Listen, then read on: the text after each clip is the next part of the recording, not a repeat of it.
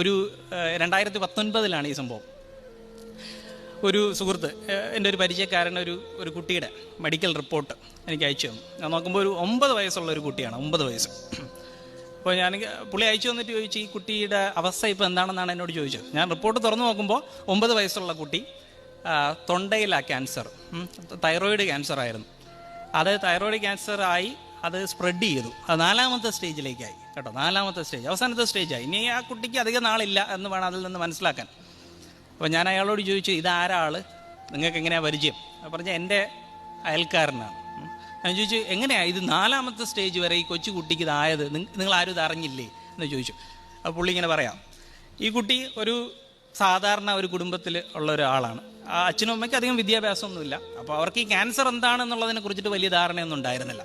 അപ്പോൾ ഈ രോഗം വന്നു. അപ്പോൾ ആദ്യം കാണിച്ചത് ഒരു ഹോമിയോ ഡോക്ടറിനെയാണ്. ഇയാൾ 2 വർഷം ഈ കുട്ടിയെ ചികിത്സിച്ചു. 2 വർഷം ചികിത്സിച്ചത് 4th സ്റ്റേജിലായി. 4th സ്റ്റേജിലായപ്പോൾ പിന്നെ മനസ്സിലായി പുള്ളിയുടെ കയ്യിൽ നിൽക്കില്ല, മരണം അടുത്തെത്തി കഴിഞ്ഞു എന്നുള്ളത്. അപ്പോൾ പുള്ളി പറഞ്ഞു, നിങ്ങൾ ഒരു മോഡേൺ ഹോസ്പിറ്റലിലേക്ക് തന്നെ പോയിക്കോളൂ എന്ന് പറഞ്ഞു. അപ്പോൾ ആ കുട്ടി ഇപ്പോൾ മരിച്ചിട്ടുണ്ടാവും, അതിനകത്ത് സംശയമൊന്നുമില്ല. 2019 സംഭവമാണ്. ഒരു 6 മാസം പോലും ആ കുട്ടി ജീവിച്ചിരിപ്പുണ്ടായിരിക്കില്ല. അതാണ് ചില മഹാന്മാരായിട്ടുള്ള ചില ഹോമിയോ ഡോക്ടർമാരുണ്ട്, ഇത് വെച്ചൊന്ന് കളിച്ചു നോക്കാം എന്ന് കരുതുന്ന കുറച്ച് ടീംസ്. അപ്പോൾ സാധാരണക്കാരായിട്ടുള്ള ജനങ്ങളാണ് അവരിലേക്ക് പോകുന്നത്, പാവപ്പെട്ടവർ, ഈ രോഗത്തിനെ കുറിച്ചിട്ട് പ്രത്യേകിച്ചൊന്നും അറിയില്ലാത്ത ആൾക്കാർ.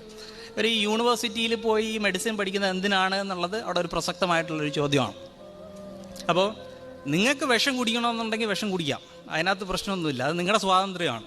ഈ വീട്ടിലുള്ള കൊച്ചു കുട്ടികളെ നിങ്ങൾ വിഷം കുടിപ്പിച്ചേ അടങ്ങൂ എന്ന് അങ്ങനെ ഒരു മനോഭാവം എങ്ങനെ ഉണ്ടാവുന്നു എന്നാണ് എനിക്ക് മനസ്സിലാവാത്തത്.